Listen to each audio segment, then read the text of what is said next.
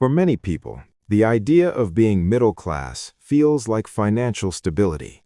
It suggests that the most difficult years are behind you and that the path forward is simply a matter of working consistently, earning raises over time, and gradually improving your lifestyle. Yet, when economists and behavioral researchers examine long-term financial outcomes, a surprising pattern appears. A large portion of households who spend decades inside the middle-income range never transition into durable financial security.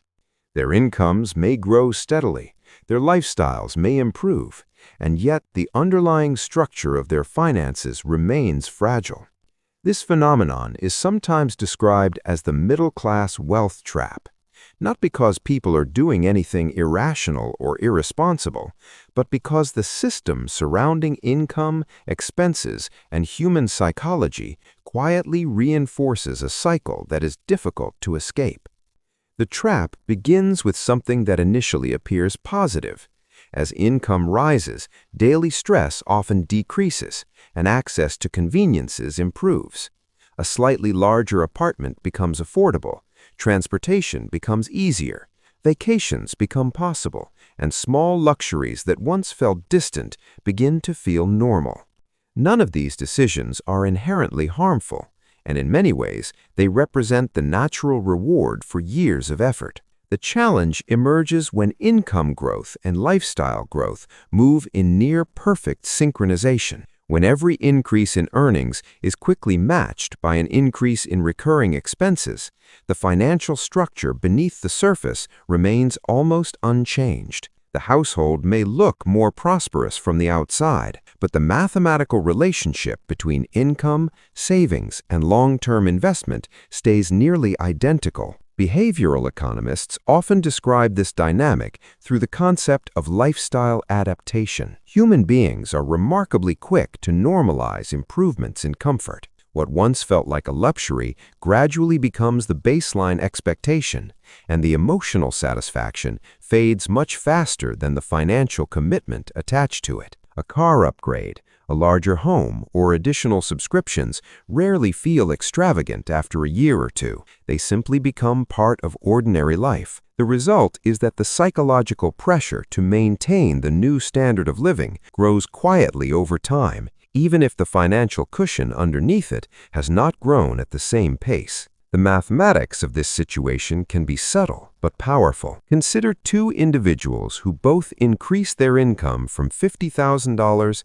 to $80,000 over the course of several years. The first individual increases spending almost proportionally, raising annual expenses from $45,000 to $70,000. The second individual raises spending more slowly, increasing expenses to $60,000, while directing the remaining difference toward long-term investments. At first glance, the difference between these lifestyles might appear modest. Both individuals live comfortably, both pay their bills, and both appear financially stable. Yet when compound growth enters the equation, the long-term outcomes begin to diverge in ways that are difficult to see in the early years. If a consistent portion of income is invested year after year, the compounding process slowly shifts the balance between labor income and asset income. During the early stages, this effect is nearly invisible. The investment account grows quietly in the background, while the majority of financial progress still comes from working and earning. However, after a decade or two, the accumulated assets begin to generate returns that themselves produce additional returns. At that point, the system starts to change character.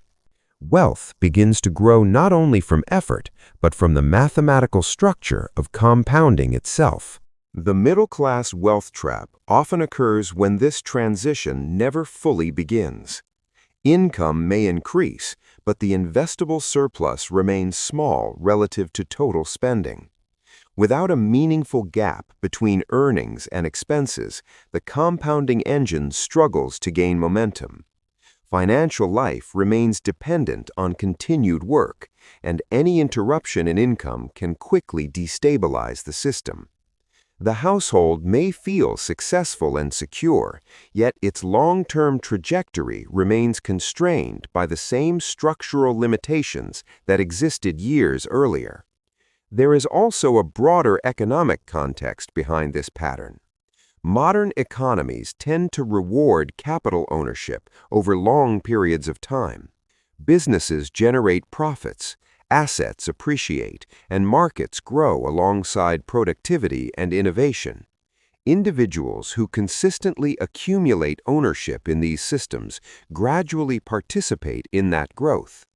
Those whose financial lives are structured primarily around consumption and income, even at relatively high levels, participate in the economy in a different way. They contribute through labor and spending, but may capture a smaller share of the long-term expansion. Historical examples show that this dynamic has existed across many different economic periods. During the industrial expansion of the late 19th and early 20th centuries, many households experienced rising wages and improved living standards, yet only a smaller group accumulated meaningful ownership in the factories, railroads, and financial institutions that powered the era's growth.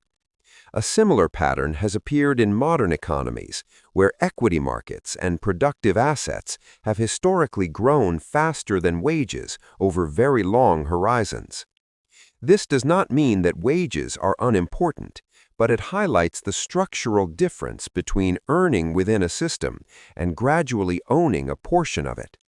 Understanding the middle-class wealth trap is less about criticism and more about recognizing how financial systems quietly shape behavior. Most people naturally focus on improving income because income is the most visible and immediate lever available. Yet the deeper shift often occurs when financial identity moves from simply earning more toward gradually building durable ownership. This shift tends to happen slowly, sometimes almost imperceptibly, through consistent habits that create a widening gap between what is earned and what is consumed. When that gap begins to exist and is directed toward long-term assets, the financial system surrounding an individual begins to reorganize itself. Over time, the balance between effort, savings, and compounding changes character, and the household gradually moves from operating entirely within the cycle of income and expenses to participating in the broader mechanics of capital growth. It is within that transition that the middle-class wealth trap begins to loosen, not through sudden changes or dramatic strategies, but through the quiet mathematics of patience and structure.